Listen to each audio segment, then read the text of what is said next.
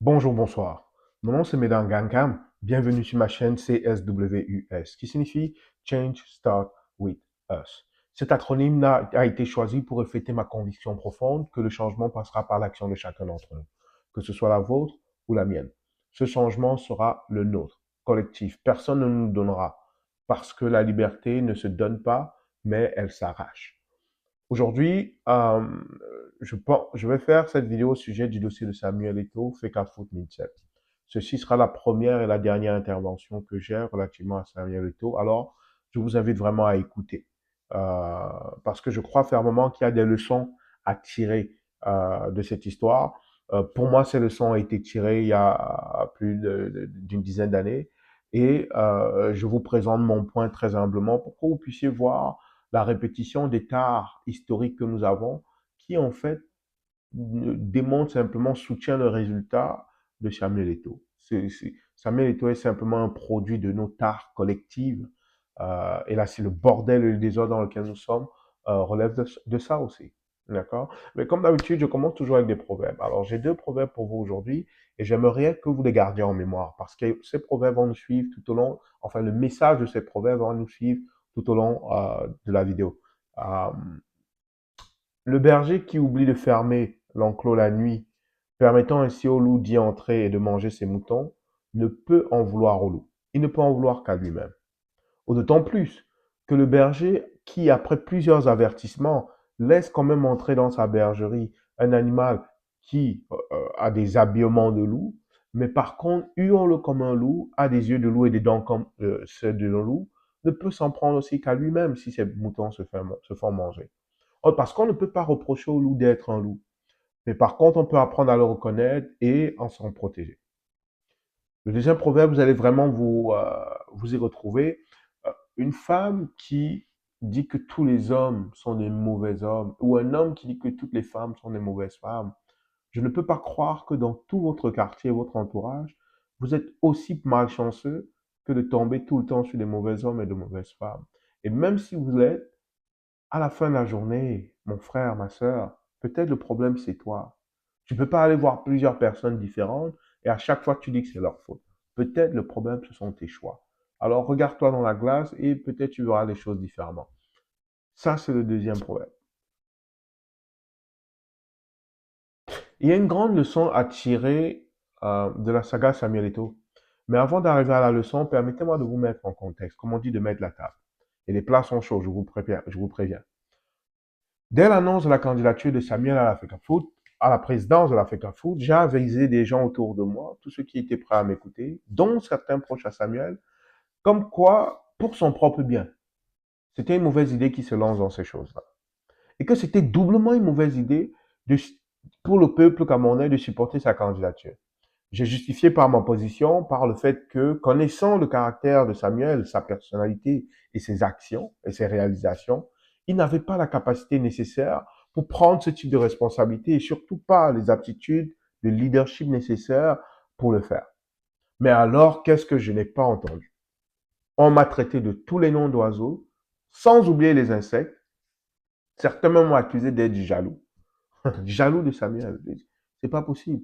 Les plus téméraires, en fait, qui pour moi sont nuisibles pour le développement du peuple camerounais et de l'Afrique en général, ont affiché simplement leur repris identitaire et l'étroitesse de leur esprit en me disant que c'était à cause de son ethnie. Comme si j'en ai quelque chose à foutre de l'ethnie de Samuel.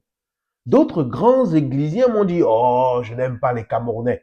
Hein, ça prend un Camerounais pour tuer un Camerounais. Je ne veux pas. Comment je peux être contre un Camerounais à l'Afrique foot? Et là, je me suis rendu compte que l'on touchait un sujet qui était, on était dans en fait une situation où la logique n'avait plus sa place. J'ai réalisé que nous étions purement dans les motifs. Parce que quelqu'un me dit ça, mais il pense que moi, je pense que, est-ce que c'est même possible que quelqu'un qui soit non camerounais soit présent à l'Africa Foot? C'est pas possible. Donc pour que quelqu'un vienne me sortir ça, il faut vraiment qu'il soit déconnecté. Et puis de toute façon, c'est une forme d'idolâtrie qui me rappelait affreusement celle dédiée au roi lion d'Etoudi.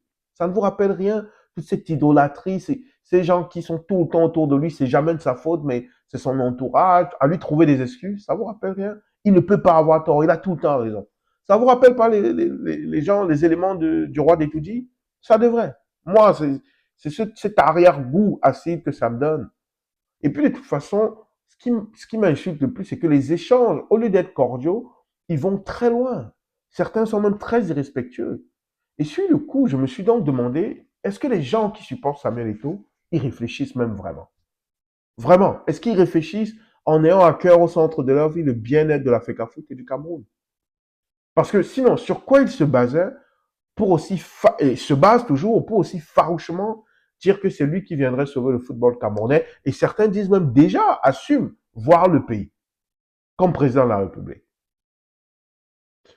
Culturellement, si quelqu'un vient vous demander la main de votre fille, vous allez faire une enquête sur l'individu, sur sa famille, une sorte de test de personnalité, de moralité sociale, avant de lui donner la main de votre fille. Vous allez le faire.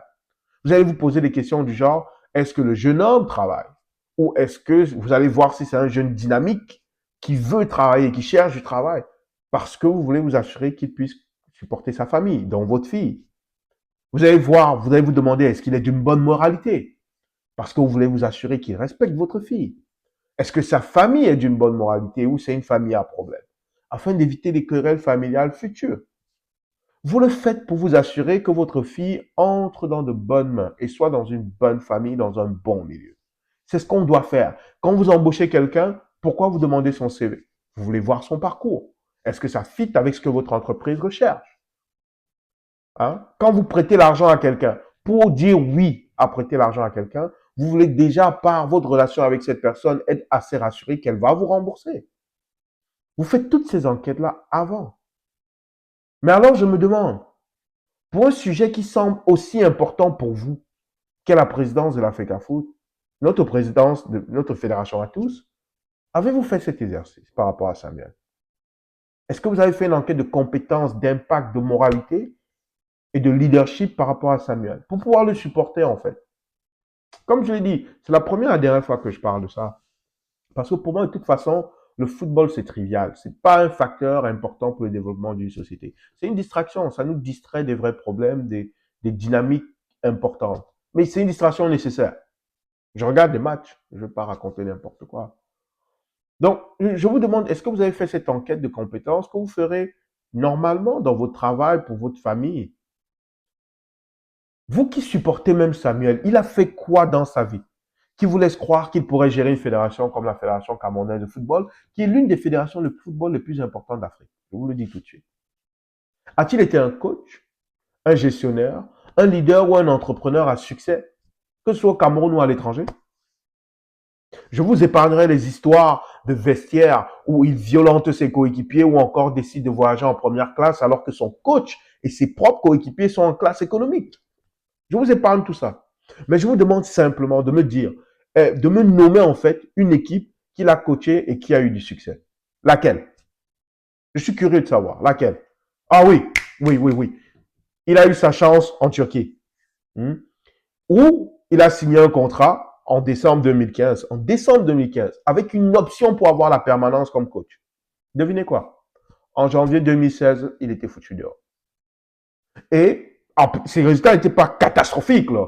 2 victoires, 2 défaites, 1 nul. C'est neutre, c'est des mauvais résultats, mais c'est pas horrible. On peut te donner encore 6 mois pour voir qu'est-ce que tu vas donner. Mais si on rend tout de suite ton contrat, et par après, ton contrat de joueur professionnel est compliqué avec le même club, le problème, c'est pas, on tourne pas autour du pot. C'est toi le problème. Ta personnalité, ton leadership, ta compétence pour gérer les hommes, mener les hommes. Bon, oublions même ça pour l'instant. On va revenir au football. Nommez-moi une entreprise à succès qu'il a créée et qui embauche plus de 500 personnes au Cameroun. Camerounais, Camerounais. Non, vous ne connaissez pas. OK. On va réduire. Si 500, c'est trop. 100. Quelle entreprise Samuel a créée qui embauche 100 personnes au Cameroun? Même ça vous dépasse. Pas de problème. On est entre nous. 50. Samuel a créé quelle entreprise au Cameroun qui a du succès, qui embauche 50 Camerounais et Camerounais? Prenez votre temps, de toute façon, répondez-moi. Mais pour vous aider dans votre réflexion, pour vous donner un comparatif, comme Samuel aime trop vraiment parler de son salaire, que ouais, ça marque son importance. Donc, si ton salaire, si ta richesse démontre ton importance par rapport à tes coéquipiers, ta richesse, tes actions sociales devraient être à la hauteur de ta richesse. Elles devraient aussi pouvoir la représenter. Donc, je vous donne un exemple. Le Malien Sedou Keita, ancien coéquipier de Samuel au Barcelone, touchait à peu près 3 à 4 fois moins que Samuel. N'est-ce pas? Bon, selon le théorème de Samuel, il est moins important que lui dans l'équipe. C'est pas grave. Il n'est pas le patron, comme il disait. Ce gars-là a investi 15 millions d'euros au Mali, donc plus de 10 milliards de francs CFA, dans un ambitieux projet industriel qui s'appelle Keita Industries. Le complexe comprendra plusieurs unités de production, dont une usine textile, une usine agroalimentaire et une usine de montage, d'assemblage de véhicules. Il est dit que ce projet va créer plus de 2000 emplois directs et indirects. Certains avancent même le chiffre de 5000. Avec ça là, maintenant posez-vous la question pour Samuel, par rapport à sa réussite en tant qu'entrepreneur, leader d'affaires. Hmm? Bon, si des affaires vous dépassent, social, il a fait quoi de façon sociale qui soit à la hauteur de son image? Samuel, à travers sa fondation, a fait plusieurs choses pour aider les Camerounais. Cela, il faut le reconnaître, l'apprécier et le célébrer. Comme toutes les actions de Camerounais qui visent à aider d'autres Camerounais, même si c'est juste 1000 francs. Toutefois, la question qui se pose, vu l'aura qu'il a et le nom qui se donne, l'importance qui se donne, est-ce qu'il en a fait assez à la hauteur et la grandeur de la richesse ou de l'amour de sa prétendue générosité pour le Cameroun et les Camerounais? Est-ce qu'il en a fait assez? En a-t-il fait assez? Cet amour qu'il dit parfois dans l'intime que lui, les gens ne peuvent pas aimer le Cameroun plus que lui. Hmm? Si on tient compte du statut qu'il a, de l'aura qu'il se donne, l'image que d'autres personnes lui donnent, hein, et parfois il dit même qu'il a fait d'immenses sacrifices pour ce pays, peut-on dire que ses actions sociales sont à la hauteur de l'image de Samuel Eto'o? Je vous pose la question. Mais afin d'encore une fois, je vous aime bien, on est entre nous, je vous aime. Afin encore de vous aider dans votre réflexion, je vous donne encore un comparatif. Sadio Mané. Le petit, je dis petit parce que c'est le petit frère de Samuel, lui, il a déjà financé la création d'un hôpital. Pas d'un pavillon, hein, d'un hôpital. Il a financé la création d'un mini-stade avec des extras superbes. En plus de distribuer des bourses d'études, comme Samuel le fait, il a financé la création d'une école. Vous imaginez que Samuel, en Mondiovision, sans honte, demande à son cadet, qui est au Real de Madrid, Tchouaméni, de venir faire 50-50. Hein? Le grand, celui, le boss, le patron, il est où? Le patron demande 50-50 à ses employés. Hmm? Sadio, je reviens à Sadio Mané. Il a permis l'installation de la 4G dans son village. Et, asseyez-vous bien, il verse 70 euros par mois à chaque famille du village, qui compte environ 2000 habitants. D'ailleurs, une reconnaissance que Sadio a reçue, pour pouvoir, une reconnaissance qu'il a reçue qui démarquait son implication sociale, Sadio Mané a reçu le Socrates Award. Vous savez c'est quoi le Socrates Award? C'est un trophée qui est donné aux joueurs pour récompenser le footballeur le plus impliqué humanitairement.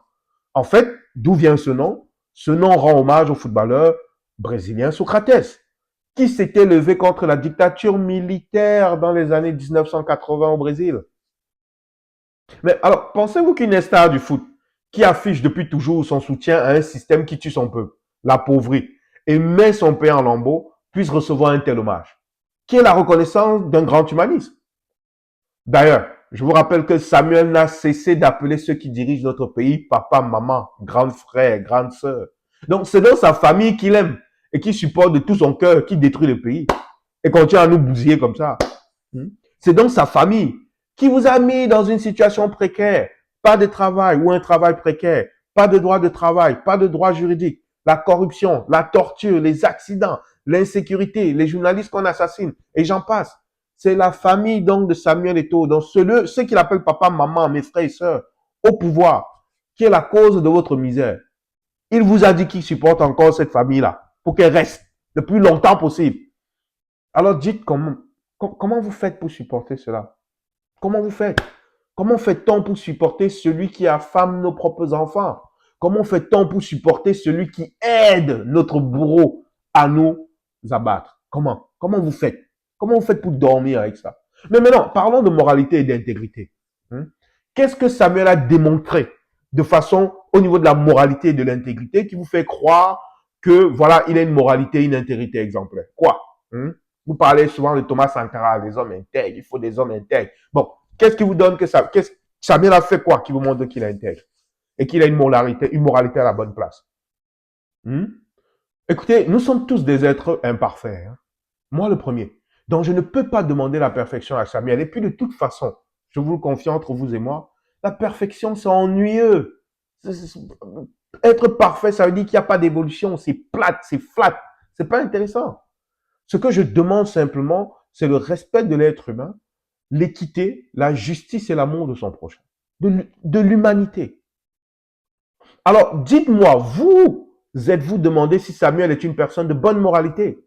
Est-ce que vous avez lu le livre de Nathalie Croix, Revenge Porn? Même le titre me donne des frissons. On y décrit un homme avide de domination qui ne connaît que les rapports de force, comme dans sa vie, hein, et gère généralement les plus faibles à travers l'humiliation et la récompense. Mais vous, mesdames, qui supportez Samuel, lisez Revenge Porn. Donc ça, c'est votre profil d'homme type alors. Vous êtes là, les hommes sont mauvais, les hommes sont mauvais. Donc, ça, ce sont les hommes que vous aimez, les supportrices de Samuel Eto'o. C'est ça les hommes que vous voulez pour votre fille. Un homme qui met les photos nues de son ex sur Internet, ou encore là-bas, ou la force à avoir des pratiques sexuelles les plus sordides que seul un individu qui n'a aucun respect pour une femme puisse lui faire subir. Donc c'est ça le profil d'homme idéal des supportrices de Samuel Eto'o. Voilà, vous êtes démasqués. Je vous ai dit, vous allez apprendre beaucoup de choses. Il y a beaucoup de leçons dans cette histoire. En passant, Samuel a essayé de faire bannir le livre en France et son argumentaire n'était pas non plus la diffamation, mais c'était simplement que le livre contrevenait à la loi française sur la protection de la vie privée. Vous voyez? C'est pas qu'elle a menti, c'est qu'elle a trop dit. Mais de toute façon, nous ne nous éternisons pas sur les histoires de chair, même si Samuel semble en être friand. Si on parlait d'intégrité, je vous rappelle que Samuel ne comprend que le rapport de force et ne respecte que ceux qui lui sont supérieurs. Tous ceux qui sont inférieurs, qui ont traité avec Samuel, en majorité, qui sont proches de lui, c'est toujours des coups de colère, ça fonctionne par l'humiliation.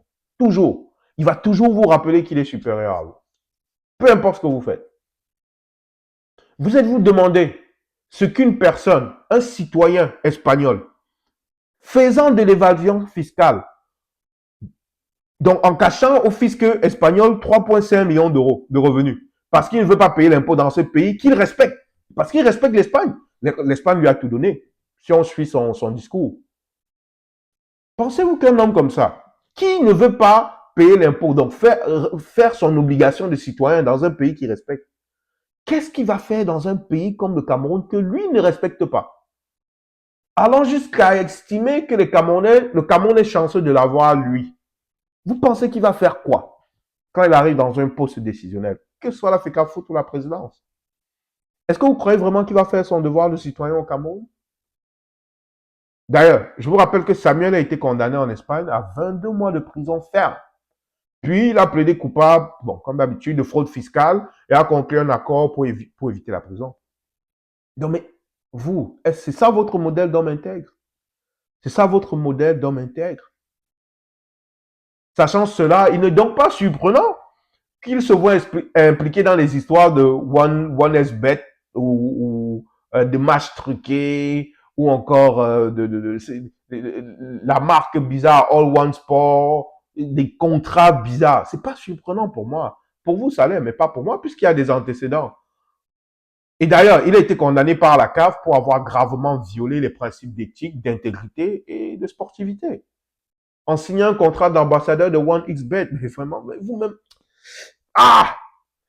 vous criez partout que le pari sportif va détruire les Camerounais. Les Camerounais aiment les paris, au lieu de travailler paris. Le problème, c'est les paris sportifs.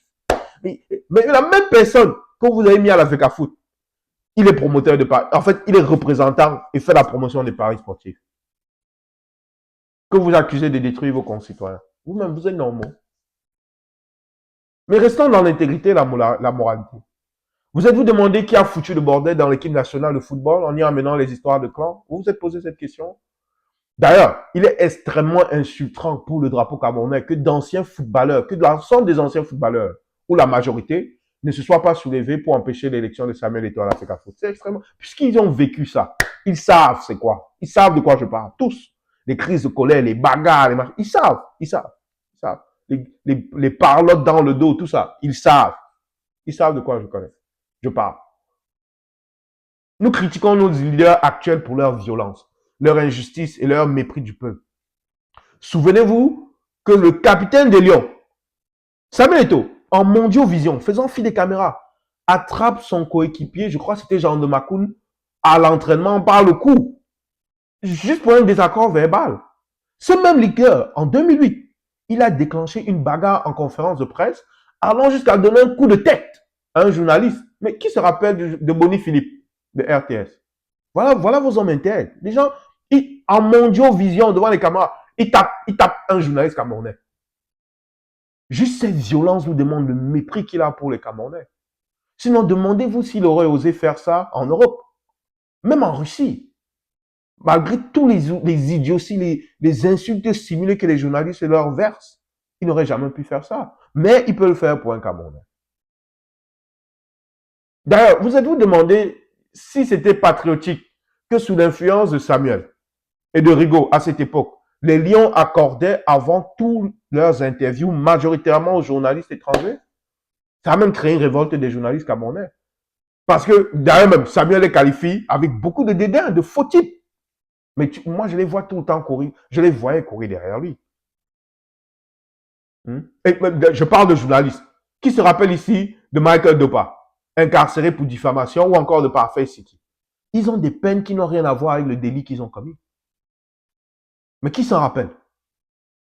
Mais toutes ces incarcérations longues pour des délits mineurs, ça ne vous rappelle pas un certain régime qui a forcé des journalistes à l'exil, enfermé des journalistes pour une caricature? Certains même ont eu des accidents bizarres. C'est donc ça les leaders que vous voulez pour améliorer nos conditions de vie, pour améliorer le football camerounais. C'est ça votre modèle. J'avais avisé les gens autour de moi. Et même un proche à Samuel, encore je répète, des proches à Samuel, que ce dernier avait des ambitions présidentielles. Oh Martial, tu racontes du n'importe quoi. Personne n'a vu le court extrait d'une interview à France 24 lors de la cérémonie d'instauration, comme on dit, d'inauguration de Georges Weah, où un journaliste de France 24 pose à Samuel, lui dit une phrase bête. Oh, ça fait rêver, hein, ça se peut au Cameroun. Et Samuel Eto'o lui répond, pourquoi pas? Mais souvent, vous faites les choses, je demande si on vit dans le même monde. Et j'avais conclu, d'ailleurs, avec tous ces antécédents, que tout ceci là se terminera par un échec. Tout ça. Soit l'exil, soit la prison. Ou le système sera tellement mal pris qu'il prendra Samuel comme son représentant aux prochaines élections. Je vous le dis. Peut-être pas celle-ci, mais ça c'est si celles-ci ont lieu, mais Samuel deviendra leur cheval. Ça, il n'y a que ces trois valeurs-là. Il n'y a pas autre chose. Mais encore une fois, qui suis-je? Vous avez tiré sur le messager. Je vous invite vraiment à écouter le message. Je n'ai pas de jalousie envers Samuel. Et d'ailleurs, ce serait irrespectueux pour vous d'oser prétendre que je sois jaloux, de mettre en fait footballistiquement le nom de Samuel et mon nom dans la même phrase. C'est pas possible. Samuel, c'est une légende du foot. C'est pas possible. Dans mon entourage, j'ai demandé alors aux plus farouches supporters de Samuel Eto'o, qu'est-ce qui fait selon eux que la candidature de Samuel Eto'o est une excellente candidature et que c'est lui qui est la bonne personne pour ce rôle-là. On m'a sorti, c'est parce que c'était le plus grand joueur de football camerounais, qui a joué dans les plus grands clubs du monde, dont a appris les meilleurs et nous fera bénéficier de son expérience. Mais vous voulez qu'on vous respecte. Mais comme si jouer au football dans un club et diriger une fédération, c'est la même chose. Donc, le gars qui répare la roue de l'avion ou qui est passager, première classe dans l'avion, ou même le steward, il peut être pilote. Vous voyez comment vous êtes bizarre? Jusqu'à preuve, même si on parle de foot, jusqu'à preuve du contraire, son bilan à l'équipe nationale est catastrophique. C'est un des pires bilans de capitaine de l'histoire moderne de l'équipe nationale. Samuel n'a jamais été un leader qui a mené les Lions indomptables vers un grand succès. Vous voulez parler football national, non? Parlons football national. Il a été capitaine quoi? 2009-2014? Dites-moi quel trophée majeur avec l'équipe nationale du Cameroun il a gagné sous son leadership. CAN 2010, la Zambie. C'est ça? La Zambie finit première de notre poule. La Zambie finit première de notre poule en la CAN 2010. Et d'ailleurs, nous sommes éliminés en quart de finale. CAN 2012, CAN 2013, nous ne sommes même pas qualifiés. Qui est capitaine? C'est Samuel. les histoires de bagarre, machin. Jouer dans un championnat étranger, ce n'est pas la même chose que porter le maillot de l'équipe nationale. C'est pour ça qu'au Brésil, le Brésilien préfère gagner une Coupe du Monde qu'une Champions League. Footballistiquement parlant. Jouer au Barça, c'est porter le nom du Barça. C'est porter le nom du championnat de la Liga. C'est porter très haut le nom de l'Espagne, qui est le pays de la Liga. Ce n'est pas porter très haut le championnat camerounais, ce n'est pas porter très haut le drapeau camerounais, ni le nom du pays camerounais. Non, arrêtez de vous mentir. C'est pas parce qu'on l'a mis dans une phrase d'origine camerounaise que voilà, ça élève le pays. C'est n'importe quoi. Si vous voulez faire quelque chose pour votre pays, porter le drapeau de son pays très haut, il faut porter les couleurs du Cameroun pour gagner avec les couleurs du Cameroun. Et en cette matière, Aboubacar Vincent, en tant que capitaine, a mieux fait et est supérieur à Samuel Eto'o en matière de résultats. Puisqu'il a permis à l'équipe nationale camerounaise, en tant que capitaine, de gagner une CAN. Samuel ne l'a pas fait. Lui, il a porté les couleurs du Cameroun sur les plus hautes marches d'une compétition internationale. Donnez-moi une compétition internationale où Samuel Eto'o a porté les couleurs du Cameroun, le maillot camerounais sur les plus hautes marches. Vous n'en avez pas. Mais continuons à parler football. Sous son capitanat, le drapeau camerounais a subi les pires humiliations. Je vous passe les deux CAN, comme je l'ai dit, 2012 et 2013, où on ne participe pas, n'est-ce pas? On sort de la Coupe du Monde 2010 avec quoi? 0 point. Et comme si ce n'était pas assez, on sort de la Coupe du Monde 2014 avec quoi? Devinez, 0 point. Puis, cette période où il prend le leadership de l'équipe nationale, c'est marqué par les pires bassesses, bagarre avec les journalistes, bagarre entre les joueurs, incluant le capitaine, insulte au drapeau.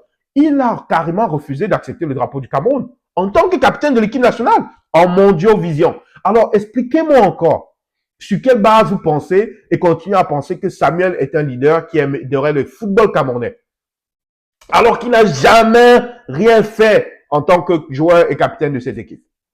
Alors, comment pouvez-vous imaginer qu'il ait la capacité et le cœur pour gérer une fédération, voire même un pays? Réveillez-vous. Samuel reste Samuel. Ceux qui le connaissent savent qu'il n'est que lui-même. Et pour cela, pour moi, il n'est pas le principal coupable de tout ce bordel. Mais ce sont ses supporters, ses minions. Samuel aime sincèrement le Cameroun. Ça, je vais vous le dire. Par contre, son manque d'humilité, son ego surdimensionné et son incompétence font en sorte qu'il aime mal ce pays. Mais il l'aime profondément. Si Samuel pouvait prendre du recul, régler quelques affaires, il serait hyper bénéfique pour le pays. Mais je le connais. Malheureusement, ça fonctionne pas. Mais ce qui m'a choqué dans toute cette histoire, c'est la masse de gens célèbres, réputés, sur le réseau, la masse de gens de la diaspora, se targuant vouloir l'émancipation du continent, qui ont soutenu sans argument tangible et cohérent la candidature de Samuel. Je vous ai dit, il y a plein de gens qui nous distraient, qui nous éloignent du bon chemin, juste pour leur bien-être, leurs besoins personnels, pécuniers. Et c'est ça qui est triste. Ces supporters de Samuel qui mettent les organes, argumentent avec faux, dénonçant des personnes qui ont un discours de prudence ou contradictoire à la position de masse. Ces gens qui disent qu'il a la capacité d'apporter les changements tant attendus lorsqu'on leur demande sur quoi ils se basent. Le grand argument, c'est qu'il a été le meilleur joueur, le meilleur Africain à courir derrière un ballon. Est-ce que vous êtes sérieux? Comme quoi, pour ces gens, courir derrière un ballon, c'est une qualité de gestion. Ça remplace un MBA, ça remplace le leadership, l'entrepreneuriat, permettant de diriger la fédération de football. C'est une grande qualité de courir derrière un ballon. Mais je veux dire alors que nous sommes collectivement mal barrés, si on pense à ça. Lorsque les gens se permettent de porter à la tête des institutions aussi importantes des personnes là juste parce qu'elles les aiment et non pas basées sur leurs compétences, leur morale, leur leadership et leur intégrité. Je vous dis que le problème des Africains, ce sont d'abord les Africains. Personne d'autre. Parmi tous ces fanatiques églisiens supporters de Samuel, les pires, selon moi, c'est les gens de la diaspora. Ils sont supposés savoir mieux. Ces membres de la diaspora qui déchirent leur chemise pour supporter Samuel sont encore plus nuisibles pour le développement et l'émancipation de l'Afrique que les Camerounais qui vivent au Cameroun, donc supporters locaux de Samuel. Cette diaspora pleure partout. Oh, si chez moi c'était bien, je ne serais pas ici à charbonner en Occident, loin de ma famille, loin de mes parents. Pour certains d'entre eux, ils n'ont même pas pu dire adieu à leurs parents ou même assister à leur enterrement. Et tout ça à cause d'un système dirigeant en place de ceux qui dirigent, hein, qui les nuisent. Mais ces gens supportent Samuel, qui lui dit que ces gens qui vous ont poussé à l'exil et qui ont causé la misère dans votre pays font partie de sa famille. Mais il les appelle papa, maman, grand frère, grande sœur. Donc c'est à cause de la famille de Samuel étudie que vous êtes exilé en France. Vous souffrez en France. Mais vous êtes là sur Internet, vous le supportez. J'ai pris du recul. Et avec beaucoup de plaisir aujourd'hui, quand à force d'écouter, parce qu'il faut toujours écouter avant, à force d'écouter, j'ai compris que c'est une minorité de Camerounais. Ça m'a gardé l'espoir que c'est une minorité de Camerounais qui sont derrière lui. J'ai compris que toute cette histoire, en fait, permet d'un de démasquer les gens nuisibles pour le développement du pays, car ils sont facilement corruptibles. Tous ces gens qui mettent les organes derrière Samuel, ils sont facilement corruptibles. Si juste la gloire et l'argent d'un individu te suffisent pour conclure qu'il est compétent comme gestionnaire, alors tu es une personne hautement moralement corruptible. La deuxième chose que ça montre aussi, c'est que avant de supporter un candidat qui sera votre leader de demain, interrogez-vous sur sa compétence, ses valeurs morales, ses valeurs sociales, démontrées par des actions, ses qualités de leadership et son intégrité. Posez-vous cette question avant de coller votre nom et de coller votre visage à la candidature de quelqu'un. C'est important, faites-le. Ne faites pas les mêmes erreurs que les Occidentaux font.